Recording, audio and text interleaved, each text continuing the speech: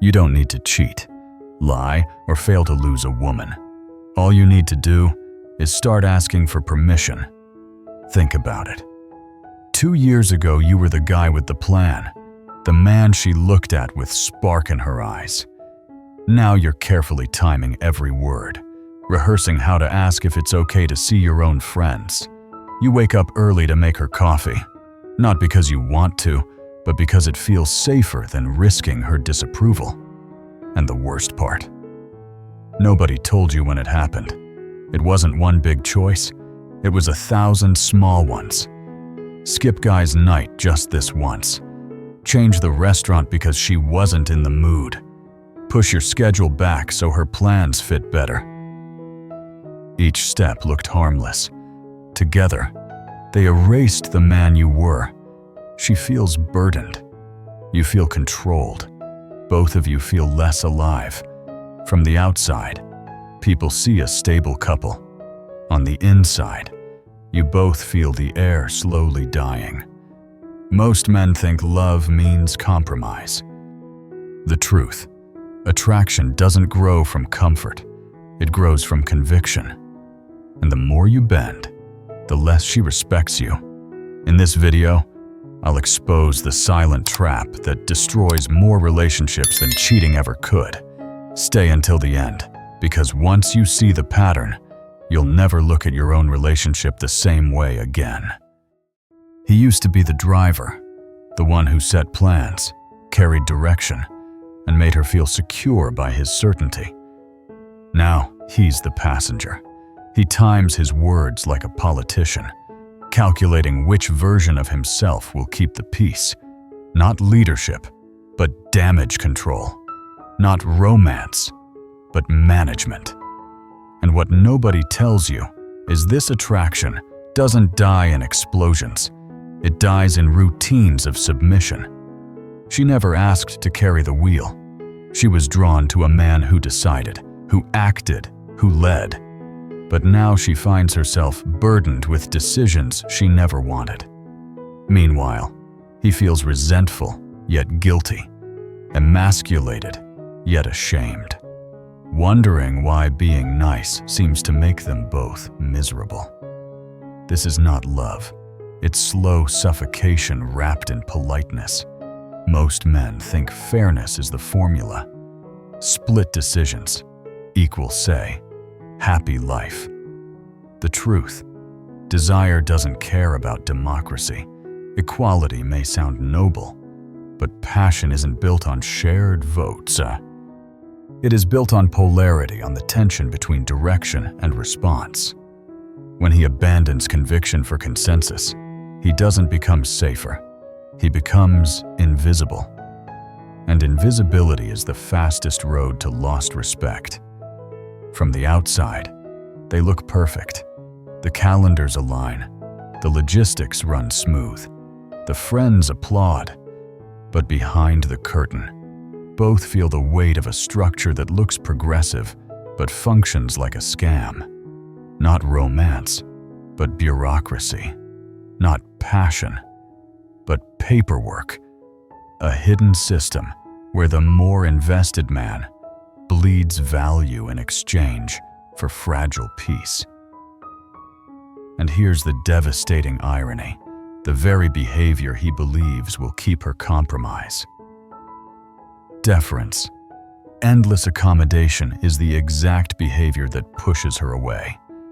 Not in a week, not in a month, but slowly, steadily, until attraction is nothing but memory. So the question is this: if giving her everything doesn't work, then what pattern are you caught in right now without even knowing it? Because in the next part, I'll reveal the two distinct paths men take into this trap, and why both roads lead to the same destination: slow relationship path. There are two ways a man loses leadership in his own relationship.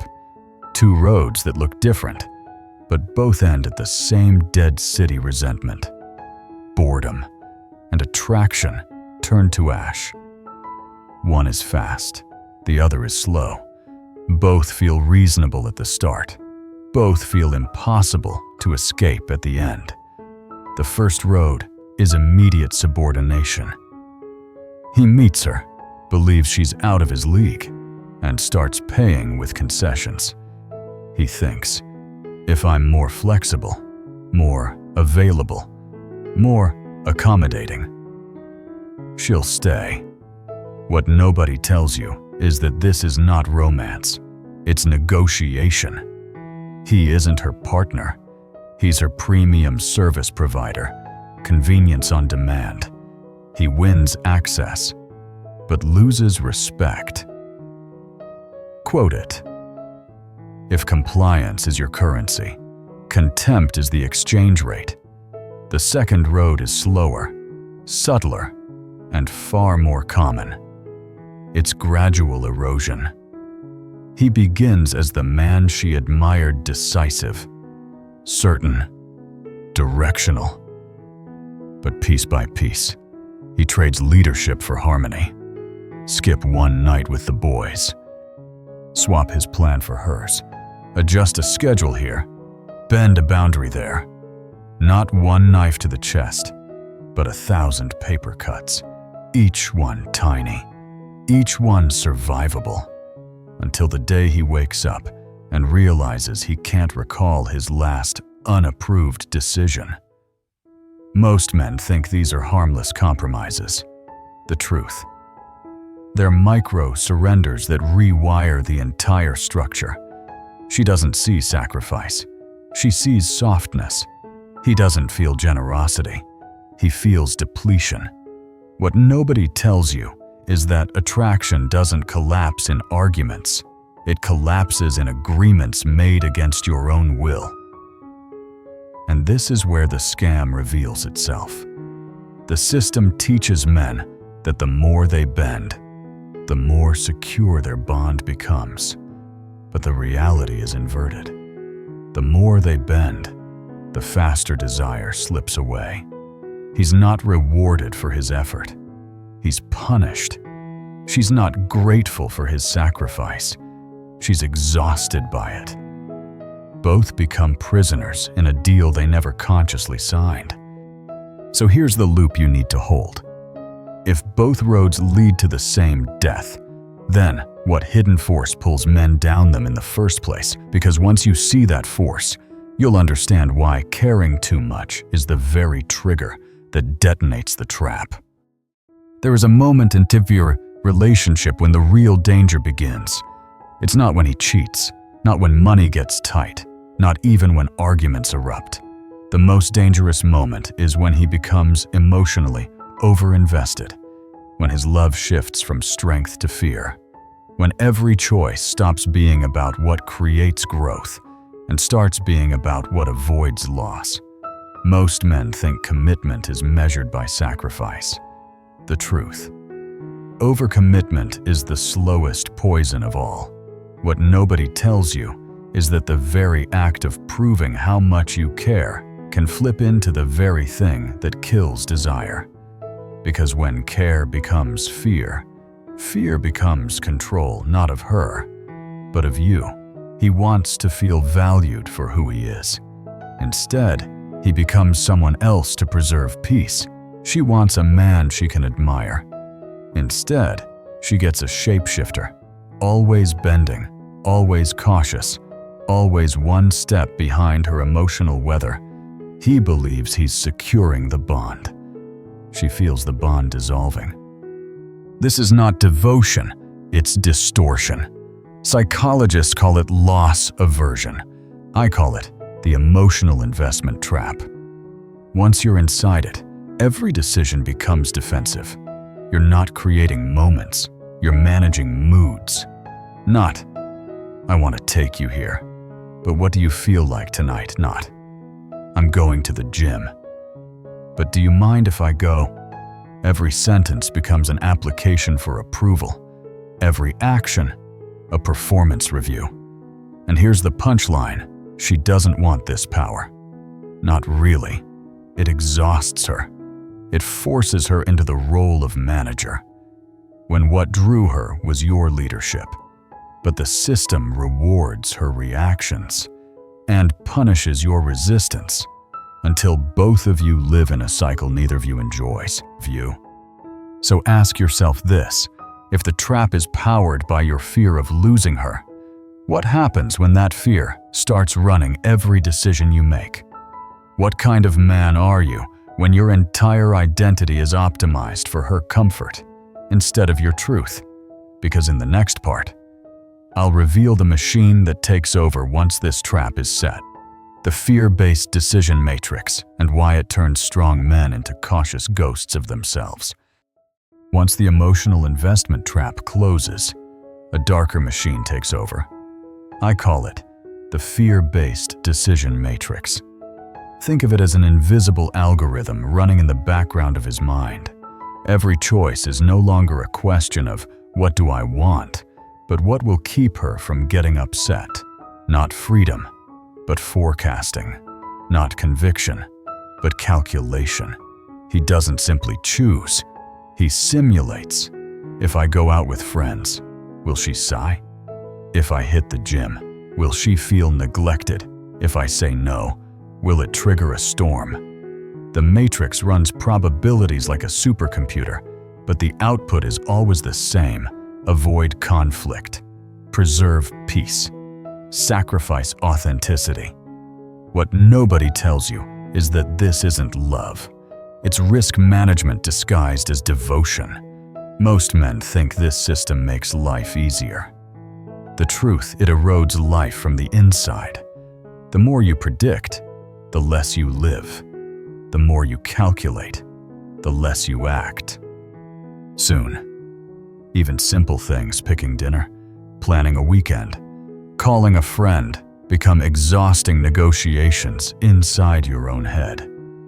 This isn't harmony. It's paralysis with a smile on top. She reads this too. She doesn't see strength. She sees hesitation. She doesn't feel guided. She feels burdened, because now she has not only her emotions to carry, but his constant fear of them. And that's the paradox. The more you bend to keep her calm, the more she loses respect for you. Respect doesn't follow submission. Respect follows certainty. Here's the cruel irony: he built the matrix to protect the relationship, but in protecting it, he kills it. Not in one dramatic fight, but in the quiet suffocation of endless concessions.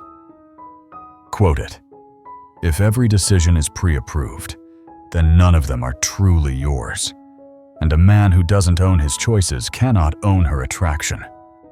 So here's the question: if fear has hijacked the controls, how do you dismantle the matrix without blowing up the relationship? Because in the next part, I'll break down the exact methodology, the small, deliberate tests that allow a man to reclaim leadership without chaos. The fear-based matrix cannot be destroyed with one dramatic gesture. That only creates chaos. It must be dismantled piece by piece through what I call a maintenance methodology, a system to restore leadership without burning the entire house down. Most men think change requires grand rebellion. The truth, sustainable power comes from small, consistent tests of authenticity. The first shift is preference assertion. Instead of waiting for her approval, he states his direction clearly. Not selfishness, but honesty. Not dominance, but decisiveness. What nobody tells you is that women respect a man who reveals his real wants more than one who constantly guesses hers. Every clear preference you express is a brick back in your foundation. The second shift is emotional non-management. He must stop playing therapist for feelings that are not his to control. When she sighs, when she frowns, when she resists, he holds steady. He doesn't collapse into fixing. He doesn't apologize for breathing. And here's the paradox. The more he allows her emotions to exist without management, the more she begins to respect his frame. Respect grows not from soothing, but from steadiness. The third shift is decision independence. A man who needs permission to maintain friendships, hobbies, or health is no longer a man, he's an employee. Quote it if your schedule requires HR approval. Your romance is already HR. By carving out autonomous zones, he proves he is still a sovereign being, not a satellite orbiting her moods. Independence is not betrayal, it is oxygen. The fourth shift is early intervention. Instead of bleeding slowly from 1,000 small cuts, he calls it at the first nick. Boundaries enforced early create less conflict than boundaries rebuilt late. Most men avoid small tension and end up drowning in big resentment. The smart man does the opposite. So here's the question. If the methodology sounds simple, why do so few men actually follow it? The answer lies in consequence, tolerance, the ability to withstand the storm of her initial resistance without folding. And in the next part, I'll show you why holding that line is the very thing that reignites attraction, respect, and polarity. Every man who tries to reclaim his leadership hits the same wall. Resistance. She tests him. She challenges the new boundaries. She pushes back to see if this change is real or just a temporary performance. Most men collapse here. They mistake her resistance for rejection. The truth. It's actually a demand for proof. She needs to see if your backbone can carry weight, or if it's just another bluff. This is what I call consequence tolerance. Your ability to withstand temporary discomfort without abandoning authenticity. Not because conflict is fun, but because attraction is forged in tension. What nobody tells you is that her sighs, her frowns, her pushback are not signs you're failing. They're signs she's recalibrating. She's watching to see if you will finally stop being negotiable. Most men think harmony keeps love alive. The truth, harmony at all costs, is death by comfort. A man who fears every argument cannot be trusted in crisis, and women know this. They don't test you because they want to fight. They test you because they want to know if you'll still hold the wheel when the storm hits. Quote it. If you can't survive her tears, how will you survive the world? And tolerance alone isn't enough. Leadership without long-term vision collapses into ego. This is where long-term thinking comes in. You don't make decisions to avoid tonight's conflict. You make them to build 10 years of respect. Not what makes her happy now, but what keeps attraction alive for decades, not. How do I escape this moment, but how do I preserve polarity over a lifetime? This is the paradox men must embrace. Short-term discomfort is the price of long-term stability. A few hard no's today create decades of desire tomorrow. Most men never learn this because they're stuck managing moods. The ones who do learn it stop managing and start leading. So here's the question. If consequence tolerance and long-term vision are the foundation, how do you actually structure a relationship so it doesn't collapse back into negotiation in the next part? I'll reveal the architectural model, the blueprint of roles, authority, and respect that makes a relationship functional instead of fragile. Every stable system requires an architecture. A house without beams collapses. A company without leadership dissolves. And a relationship without structure dies a slow, invisible death. Most men think love survives on feelings. The truth, feelings burn fast. Structure lasts. Without a framework of roles and authority, romance becomes logistics, and logistics never fuel desire. This is what I call architectural thinking. It is the deliberate design of roles, boundaries, and spheres of authority. Not because one person must dominate, but because chaos always fills a vacuum. When nobody leads, confusion leads. When every decision is negotiated, respect evaporates. What nobody tells you is that equality in value does not mean equality in function. Two pilots cannot fly the same plane without disaster. In healthy dynamics, he is the driver of strategy, direction, and long-term vision. She is the manager of emotions, connections, and social cohesion. Not because one role is superior, but because polarity requires specialization. Men collapse when they give away strategic authority. Women collapse when they are forced to carry it. Attraction dies when the roles blur, but flourishes when each partner thrives in their lane. Think of it like a business. A CEO who gives every employee veto power is not noble. He is incompetent. Teams don't want endless votes. They want direction. They want clarity. They want someone accountable when the storm hits. A relationship is no different.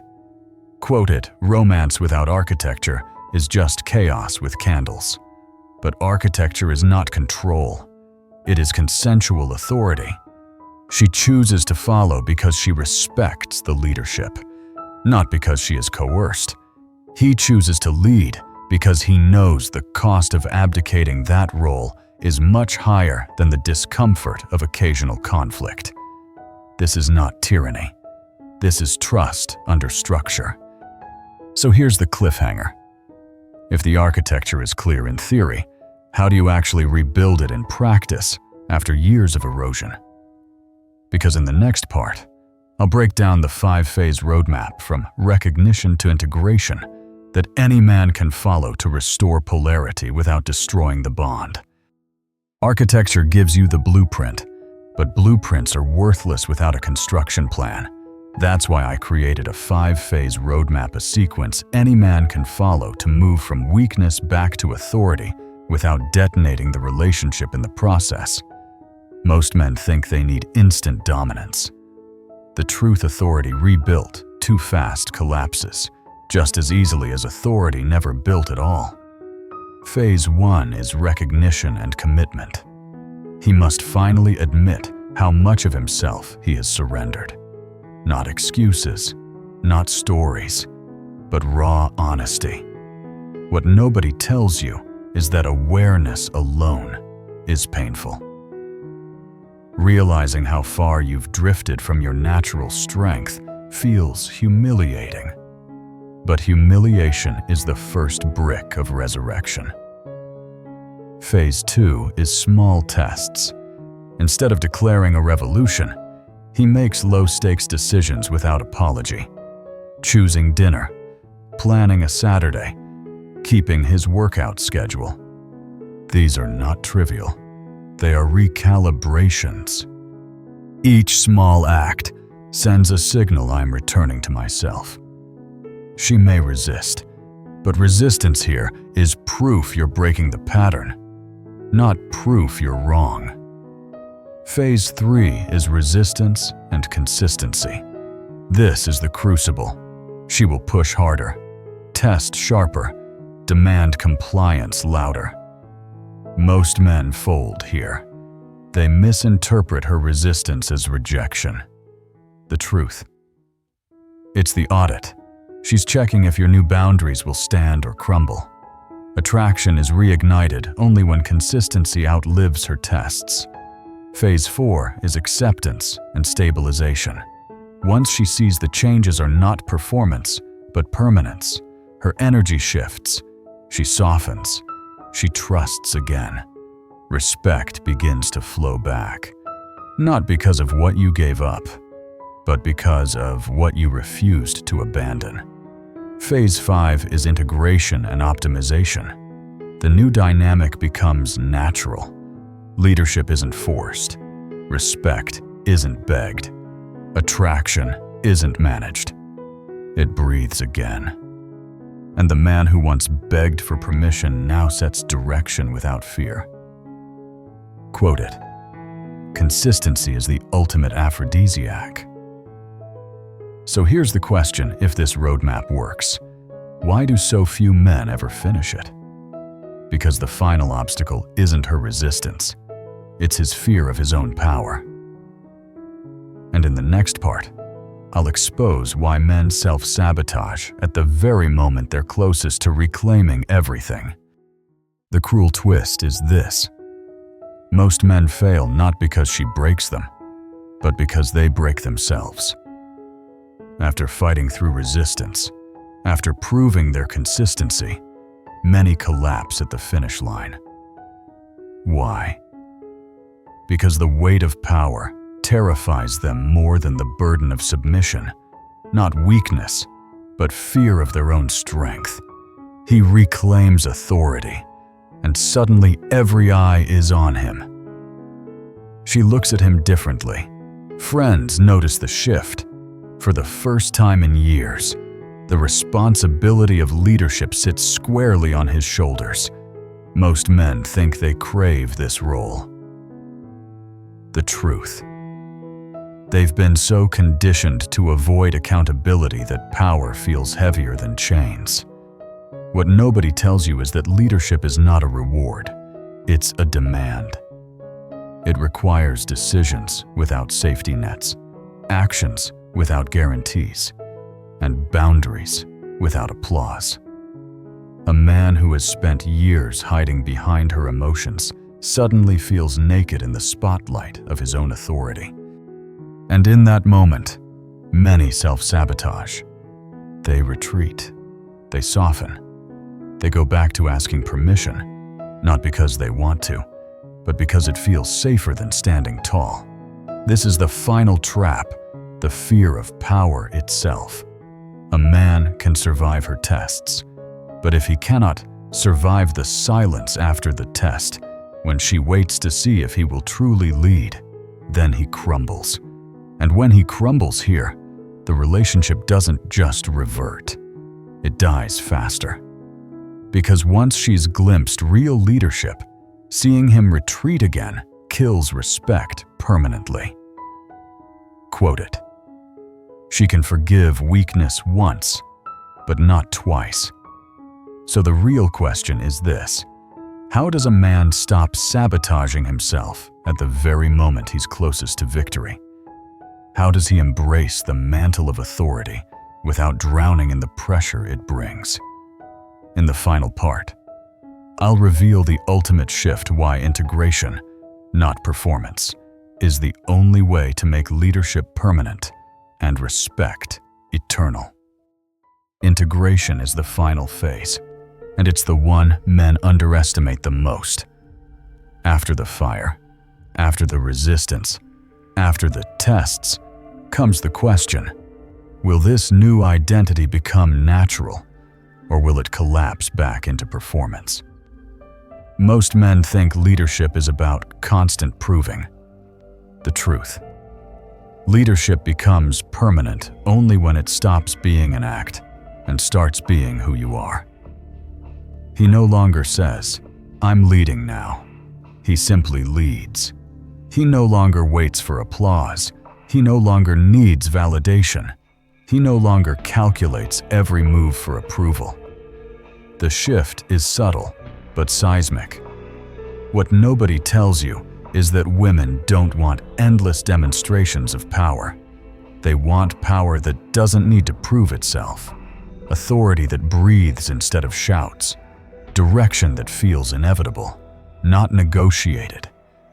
Integration is the moment a man remembers his own architecture so deeply that compromise no longer tempts him. He does not fear her disappointment because he no longer fears himself. He does not crumble under silence because he knows silence is part of the test. He does not swing between dominance and collapse because polarity has become his default state. And this is why so few men arrive here. Because integration requires patience. It requires consistency after the storm. It requires living in the structure until it is indistinguishable from identity. Most men relapse into comfort too early. They escape the cage, but walk back inside, thinking at least the cage is familiar. Quote it: The strongest chains are the ones you choose to wear. So where does that leave you? Maybe you're still in the trap. Maybe you're mid-resistance. Maybe you've glimpsed your strength but fear what comes next. Wherever you are, the choice remains the same: collapse into comfort or climb into leadership. And here's the paradox to end with. She doesn't need you to be perfect. She needs you to be permanent. Because in the end, attraction doesn't die from mistakes. It dies from men who abandon themselves. Now the question is yours. Will you integrate or will you perform? Because only one of those paths builds respect that time cannot erode. If what I just revealed struck a nerve, good. That means you're waking up. Because the worst fate for a man is not losing a woman. It's losing himself while trying to keep her. Most men will keep scrolling, keep numbing, keep pretending that everything is fine. But not you. If you've watched this far, you already know you can't go back to who you were. So here's what you need to do. Hit subscribe.